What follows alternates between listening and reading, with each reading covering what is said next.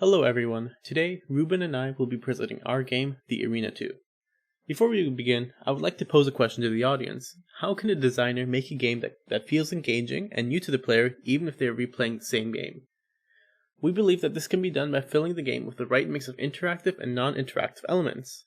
By filling the game with these elements, the player is provided with an engaging experience that they can shape for themselves.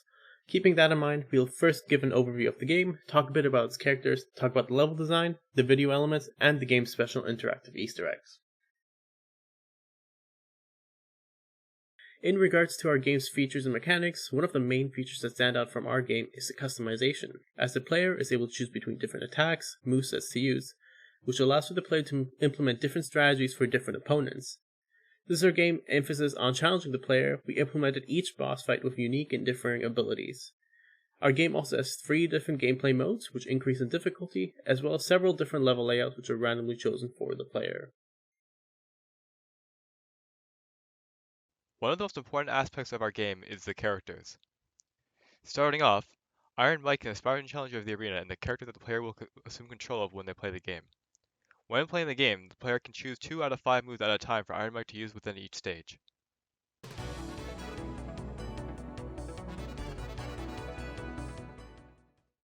Next up is Gretty, the first stage's boss. Gretty mainly battles with physical attacks with long window to warn players of what move he's going to use. This is to serve as an introduction to the core gameplay ethos of dodging and then attacking.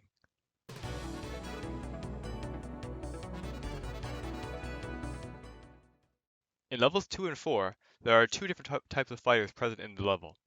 The first is the Lesser Fighter Blue. Lesser Fighter Blue walks up and, when they get in range, attack with a small punch with a little bit of wind up.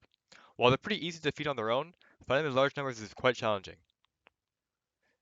The other type of enemy featured in level 2 and 4 is the Yellow Lesser Fighter. They're not as plentiful compared to their blue companions. Unlike the blue fighters who walk and attack the player actively, these enemies stand still and instead fire an energy blast from far away after a short charge animation. They are usually placed in combination with the blue enemies, making the situation difficult as the player must decide on the spot which enemy they should defeat first to progress.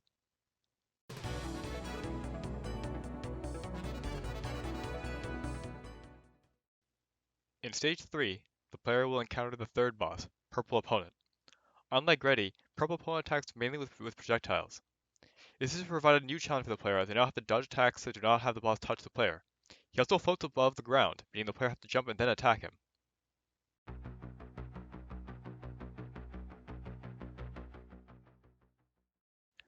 In most modes, G Necros is the final boss that the player will encounter within the game.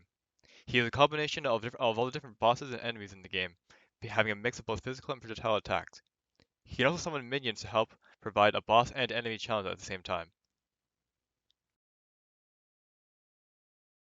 One of the aspects we focused on was making the game not feel repetitive, and so we decided to focus towards making the game easily replayable. This was done through the inclusion of different level difficulties and randomized stages that were chosen for the levels. These randomized levels can be seen in stages 2 and 4, which in total have a combined total of 5 different level layouts.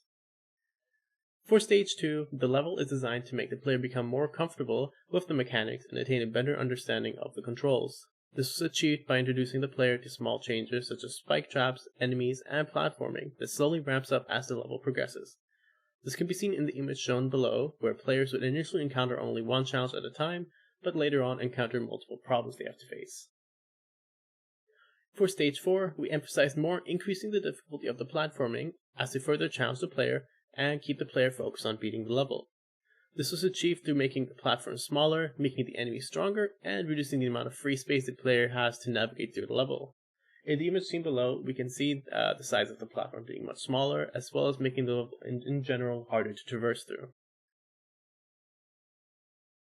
One of the unique features about this project are the inclusion of a couple of video elements scattered throughout the game that frame each stage, as you may have noticed that were used in the presentation. Inspired by classic fighting game design, these videos would be served to hype up the player before each stage, and also allow enemies that the player would encounter to have a little bit more personality.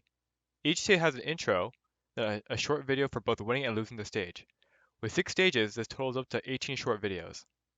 The project also contains an overall intro to further enhance the experience, as a lot of old arcade games usually had flashy intros to attract people to play.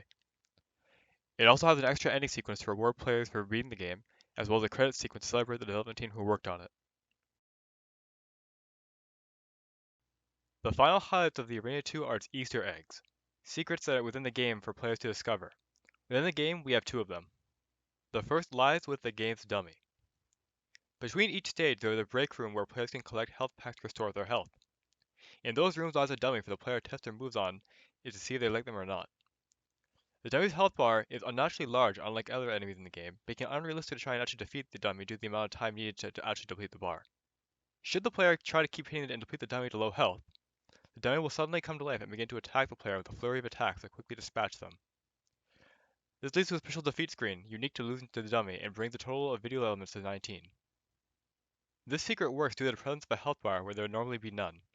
Because the health bar still exists instead of being blank, it draws in naturally curious players and rewards them for their curiosity with a special enemy. The second Easter egg is the game's true final boss. While the game ends after Stage 5 on both easy and medium difficulty, entitled Light Rush and Regular Rush mode respectively, on True Boss Rush mode, the game's hard mode, immediately after following the completion of Stage 5, this happens.